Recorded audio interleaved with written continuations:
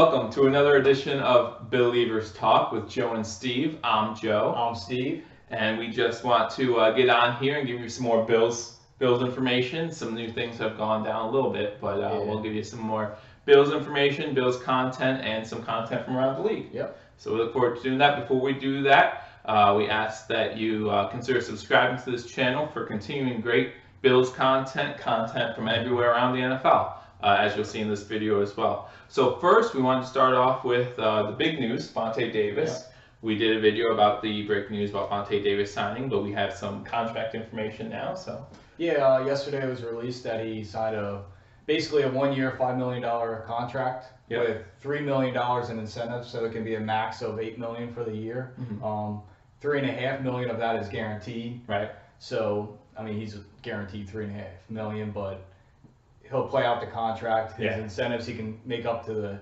$8 million. He'll count against $5 million against the cap this year. Right. The incentives can include, which we don't know the details of that, but that can be like Pro Bowls, interceptions, playoffs, Super Bowl, all that stuff. Right. So that's what usually goes into the calculation for the incentive pay. Yeah, but the incentives won't be paid off until next year's salary. That'll count against next year's So they will count against next year's cap. So we're looking at $5 million cap hit this year, which was about the number I was thinking. 4 to 6 million, something like. I was in that 5 to 7. Yeah. So you see that it could be like an $8 million contract, and that makes me think a little bit about EJ Gaines. If they could have got him for that, maybe EJ Gaines priced himself at 10 to 12. Right. I don't know. They did leave in their comments today during their press conferences. They did leave the door open for EJ Gaines to return. Yeah. Which was surprising. Yeah, I agree with you. Yeah, I was thinking about that when I was watching the press conferences. And we'll talk about that a little bit more too. Yeah. But yeah, they said that the door's open for EJ Gaines, or that this signing has nothing to do with EJ Gaines, right? I still think it's a money issue. Vontae Davis might, but the money might. But I did hear something about Vontae Davis possibly playing slot, so I was like, well, if Gaines stays, Vontae Davis plays slot. I mean, obviously, we wouldn't re-sign Johnson at that point, I don't think. But that would still unless they could get him back, know, fairly cheap, because obviously you're going to need a 4th and 5th corner. Right. Or starting defensive backfield would be lights out. Insane. Yeah. Just insane. I mean, they call it Denver the no-fly zone. I don't think they'd be able to match the Bills' defensive backfield. So. That'd be pretty cool, though. But moving on from that news, we will talk more about the press conference, about what was said about basically the big news, right? Tyrod Taylor. That's what everyone wants to know. So if you want to talk about that a little bit. Basically, Beane and McDermott really didn't say much. They kind of kept it very vanilla, bland. They're going to keep all their options open, which why would they tell anybody what they're going to do now? And keeping your options open is a smart idea. You should always keep your options open. Whether you're a Tyrod hater or a Tyrod lover, what else do you do? If we don't find a trading partner to trade up, what do we have then? Are you saying get rid of him now and then have Nathan Peterman and nobody, and then we have to look at the free agent list and say, oh, we need to shuffle and find somebody else? I think they have a plan of what they want to do. Yeah. But for them to get the most for Tyrod, they're going to hold it. Absolutely. Absolutely. They know whether they're going to release him or not. They have their free agents board set up, and they're going to go after certain quarterbacks that they like in the draft. Who knows? They could trade up and they could not. It depends. They have to. For them, all this speculation, them trading up to get Josh Rosen.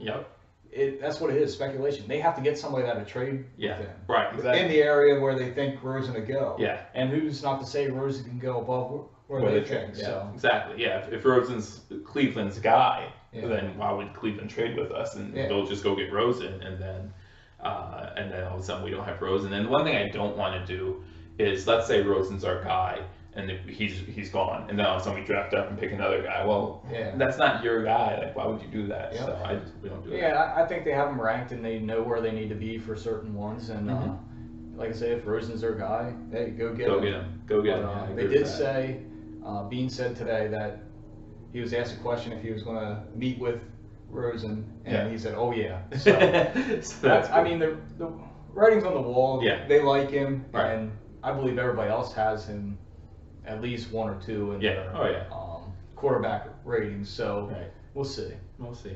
But continuing in that press conference, they talked about Brown a little bit. Now with signing Vontae Davis, it kind of opens up to be able to sign some linebackers. So they did talk about Brown.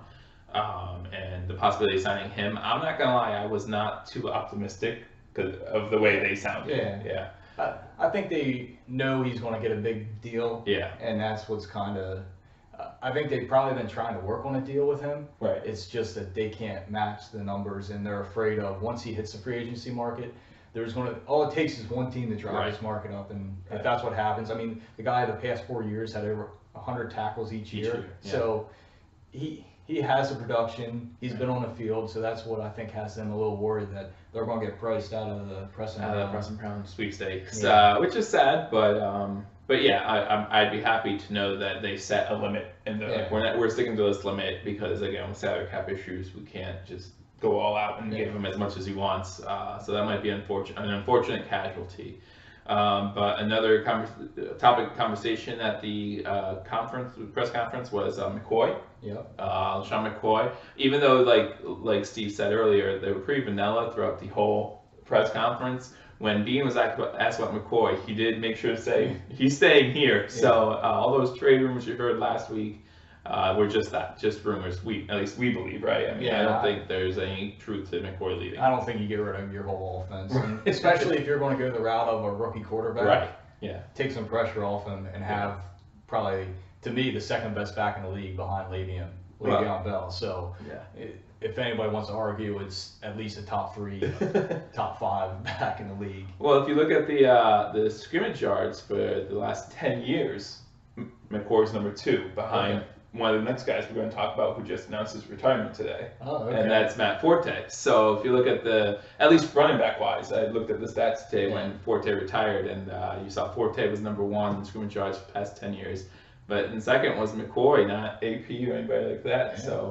So there you go. But so we can talk about the Jets news a little bit. Matt Forte retires today. So that's going to cause him a $1 million cap hit in dead money. It's going to save them $3 million. And then they're also going to release Muhammad Wilkerson. So that's going to save them another $11 million, and that brings their cap number, or their cap down a little bit. It brings their salary cap opening up to $94 million to spend on free agency. So they're going one guy. They're going to have, I believe, the second most. I think Cleveland's at 103 million. So they're going to have a nice shot to run at Kirk Cousins if they want to throw the money, which has been reported that they're going to throw him a blank check and go. Basically. So we'll see. But with Kirk Cousins, I think you're going to have about 4 teams. You're going to have the Jets, the Browns, who have the most money, and then you're going to have Denver and Minnesota. It would be 5 teams because of Arizona, but I believe it's going to come down to Minnesota and Denver, and I kind of think he'll lean towards Minnesota. Minnesota's more built to win right now. Oh, absolutely, yeah. Some of these other teams, Arizona, the Jets, Browns, and Broncos, I believe, are kind of rebuilding a little bit. The Broncos have some cap trouble here to get. They do. Yeah, you're right. For them to sign Cousins, it would be really tough. They'll have to shake up their team a little bit. And their defense is not getting any younger. Like you talked about earlier, the no-fly zone. It wasn't the no-fly zone last year. No. It didn't seem like it, at least for a lot of the year. I mean, we beat them, so that's all I care about. But it didn't look as daunting as before. I mean, Von Miller is still a beast. They did release. Muhammad Wilkerson for I heard he was late to practice all the time, things like that. So he's released. But I didn't know if you want to talk any more about that, or we can get into some other released players. I mean, they've had some problems with Wilkerson. I guess they sent him down. I think it was 2 years ago, and they signed this deal with him, and he promised that he was going to do better, or whatever the situation was, and work it out. And when they did his contract, it was like a 5-year contract, and after 2 years they had an out, and this was the out, and they've had enough after this past year. Time to move on. So he'll get some interest in free agency. Sure. But we'll see. It'll probably mostly be a 3-4 team with him putting on a defensive end on out. So I don't think he'll benefit us. No. But speaking of released players, there were a bunch of Panthers players released this week, so we can talk about that a little bit. Obviously, the Bills have some sort of connection with Carolina a little bit with McDermott and Beane there, so They got rid of Stewart, Yep, right? They got rid of Charles Johnson, Yep. and they got rid of Coleman, right? Yeah. So those are 3 names we might be seeing soon. Yeah, I mean, the Bills did have in Chris Ivory, who got released from Jacksonville. They had him in Monday, and then he went to Cleveland Tuesday, which that kind of worked with Devontae Davis. Yeah, it was Buffalo and Cleveland, so maybe that works in order. So they are looking for a backup vet running back. So maybe James Stewart, if he has anything left in the tank, maybe they'll be looking at him. Kurt Coleman, maybe they can bring him in as a backup to Boyer and Hyde. Yeah. Because we do need some depth there. Yeah, we did talk about how backup safety would be nice, but yeah. And then Charles Johnson, if you want a pass rusher, I'm not sure of his stats this past year, but I don't see that happening. But we'll see. They know their team better than you never know. So. And yeah, that's something else we talked about, how we don't feel like defensive end is as pressing of a need. But you never know. I mean, Charles Johnson's there. He has ties obviously with McDermott as well. So if he comes at a discounted rate for us, that would be great, So we'll see what happens. And obviously, if we don't sign Brown, we'd have a little more money to spend on the cap as well. So we'll see about that. But I was actually going to ask you to talk about the Ivory situation a little bit. Okay. So he's a free agent, but why is he able to visit teams now compared to? He was technically released in last year. See, the NFL, their first league day is March 14th. Right. So he's already released. He's a veteran, so he can go ahead and visit. And the cool thing is, which I missed on Vontae Davis, I wanted to say this earlier and I forgot about this. Yeah. So the Vontae Davis signing does not count against our compensatory picks for next season because he was released last year and he signed before the new year. Right. So same thing, if they could get Ivory, they would fill that hole of the backup running back, and then that would not count towards their compensatory picks. So that would kind of save them because we do have a lot of free agents leaving, and that whole equation goes into it. How many come in, how many leave, what they do, stuff like that. So that could be a benefit of signing these players. And I mean, you're signing Vontae Davis, you're starting quarter, whether he's going to be outside or inside, and you're not getting penalized for it in the compensatory equation. So it'd be really smart if you're going to sign Ivory to do it before free agency, actually March 14th, before that starts. So that way it doesn't count against you and the compensatory picks. So, but one thing I forgot to mention that's been big news with Bills fans this week, which I don't understand why, is when we talk about Brown, he made a couple comments this week. So I don't know if you want to talk about that a little bit as well. Yeah, I think a lot of them get blown out of proportion. Yeah. He did an interview with Boston media. Boston, so they asked him, and he said, I think I can come in and help the Patriots defense be better, which I believe he could if he could sign there. Do I want him to sign there? No. Do I like if he was thinking about signing there? No. Yeah. I really hope he's a Bill, and I think he really hopes he's a Bill, but it's so close to free agency that if they're not going to get something done, he's going to go open. He has to test his value. I understand that as a person, but I think the Bills know, he knows, and a lot of the other teammates know that the Bills are his number one priority to re-sign there. Yeah. And if they can't get anything worked out, best of luck to them there. But hopefully it's not for the Patriots. Yeah. People forget that this is a business. Like he was asked a question about the Patriots. He's not going to burn that bridge and say, "Oh, forget the Patriots." Like, he's not as mad at the Patriots as we are for looking at them for the past 17 years. Like, he's only been there for 4 years, and he only sees them twice a year. So, and he made a good point. I mean, every time the Bills have someone go to New England, they win. Like, they just win. And it'd be nice to join a team and get a Super Bowl ring. Who wouldn't want that? Yeah. The other thing too is people blow kind of like this stuff out of proportion, or certain things like, what do you want a player to say? Right. Like, the media, you're going to bash him if he says, "Well, no, I ain't going to sign there," and like, I don't like them, or I hate them. Right. It doesn't work. Look like Baker Mayfield, the whole Kansas incident. They wouldn't shake his hand. He was clapping. He ran over and he grabbed his crotch after they scored a touchdown. Right. And everybody's on him. Well, no, he's competitive. That's how he is. Like, it's gonna be. Yeah, either way, you're going to kind of fight back and forth on what it should be. Exactly. He has to hold a company line basically for himself to make sure he's taken care of in case if something falls through with Buffalo. So I just see the same thing with, McDermott and Beane.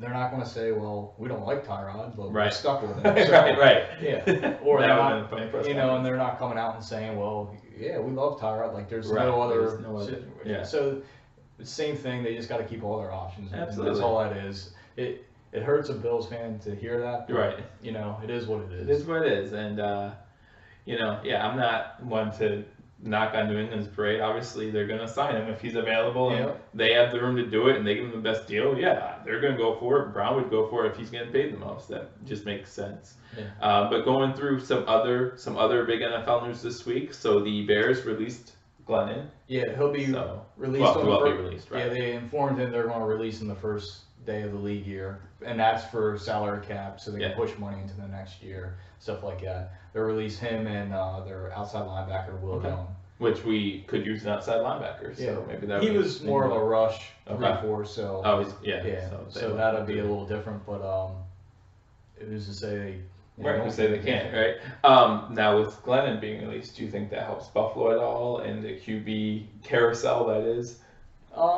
It might. I mean, that's another name out there. Yeah. We could see.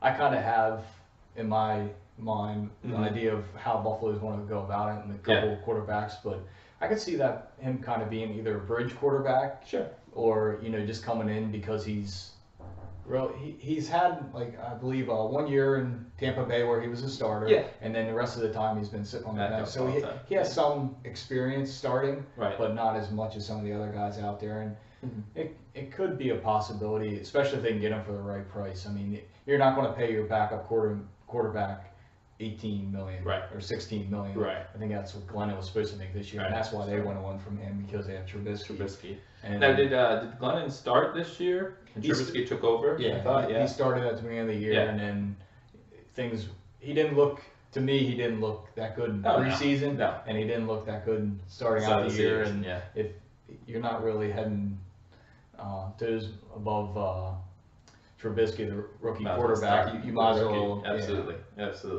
And earlier this week, speaking of quarterbacks, Blake Bortles signed a new contract, a 3-year contract. So I guess the conversation for Jaguars fans of is Blake Bortles the guy is answered for now, at least. It was a 3-year deal. Yep, 3-year, $54 million. Yep, $54 million. $26 million guaranteed, $26.5 million. Yep. That basically is going to be a 2-year deal. Yeah. This year it actually benefits the Jags of signing him because they lowered his cap from $19 million to $16 million. So I think they're trying to use some of that money to get Allen Robinson re-signed, their receiver. Absolutely. But it mostly looks like they're going to use him as a bridge quarterback, and then let's say it works out for them the next 2 years, maybe they extend him again. Absolutely. They still do have that 3rd year, so they can play out the contract, and then for his sake, if he does really good, then he can hit the market again. For the Jaguars, if the next 2 years aren't that good, they can move on and no big deal. But they have a bridge quarterback now. They could draft a quarterback, because a lot of people are saying, well, this contract takes him out of the quarterback contract. Controversy this year. Yes, but I don't believe so. I think they draft a quarterback. Sure, I really do. Absolutely. Why would maybe not in the first round, but I think they draft a quarterback at some point in the draft this year. Sure. Yeah, we'll get into the quarterbacks coming into the draft and talk more about them in the future, because obviously the Bills are a team that's very much interested in that talk, and we see a lot of mock drafts out right now with us trading up, and I think you believe we're going to trade up to get a quarterback. Yeah, so, I think that's a very high possibility right now. So, but in his press conference, and Beane has always stated how much he loves draft picks, so we'll see what happens. But that's pretty much all the news I had on my plate. I didn't know if you wanted to go over anything else while we're here. I think that's pretty much it. Jerry Jones from the league. Yeah, that's right. Yeah. The NFL is trying to get $2 million back from Jerry Jones for legal fees. Yeah. They can't really technically fine him over $500,000. Okay. But the owners are going after him because of the legal fees for the Zeke Elliott suspension and him suing the other owners and Roger Goodell. Right. Yeah. So I mean, you can't suspend an owner more than once in a year, right? Okay. So if you hit him for 500,000 now, you'd have to wait another year to get the other 500,000. I mean, there was talk that last year they were going to try to push him out of being an owner, but I don't see that happening. Yeah. I mean, he has so much money, so we'll see how that works. But yeah, I don't see that happening anytime soon. Jared would fight that one to the death, I think. But yeah, that's pretty much the news for the week so far. So we will be with you again in probably in about 2 or 3 days here, and give you more news, get you caught up on the combine coming up, and Sam Darnold decided not to throw. Yeah. So I mean, people make a big deal out of it. He's going to throw it his pro day. Yeah. So to me, it's like, okay, one of those, it's the same thing with Brown's comments. Like, what are you going to do? Yes. For me, I don't know. I don't like that. Mm-hmm. I think he should throw. Right. All the other guys are going to throw. And, right. you know, some other high quarterbacks have not thrown at the combine. And some of them like throwing with their guys now. Yep. At the combine, they're not going to know. And yeah. the other thing, too, is they're not really looking for the completion. They're at the combine. They're looking to make sure their footwork's done, how they release the ball and everything like that, because you can't, you know, simulate that timing. And if that timing is great, then it looks better. But I don't think it would have hurt him. And I think the reason why they said he isn't going to throw is because he has an elongated release, and they were worried about that hurting him there. So maybe he's trying to work on that a little bit. Yeah. And I do not like when you have a quarterback coming into the draft or into the rookie year and they're starting to mess with their throwing motions and stuff like that. David Carr did it with the Houston, and that really didn't work out for him. Yeah, it went out pretty sour. So that makes me a little nervous. Yeah, as far as throwing on draft day, like as far as talent goes, you know, like people like Matt Ryan, Matthew Stafford, they didn't throw it there at the combine. You know, I mean, obviously they're great quarterbacks, so I'm not saying this will hurt him talent-wise. However, I do agree with you. Like, what's that say about you, like personally? Like, why aren't you throwing? Why do you feel like you're better than everyone else already that you don't have to throw at? Yeah. But I mean, to each their own. They have the choice too. Yeah. It's just this draft class and quarterback is a really good one. Yeah. So you know, if you can go through it and do it, but like I said, maybe it's because he's trying to switch some things up to reinvent his throwing motion. So we'll see. We'll see, but yeah, maybe this is Buffalo might not like this because maybe Josh Rosen impresses and leapfrogs Sam Darnold or something like that. So, but we'll see. But other than that, that's it for now. So again, thank you for watching Bill-ievers Talk. If you haven't already, please be sure to subscribe if you want more content on the Bills and more content just around the league. Yeah. So until next time, go Bills. Go Bills.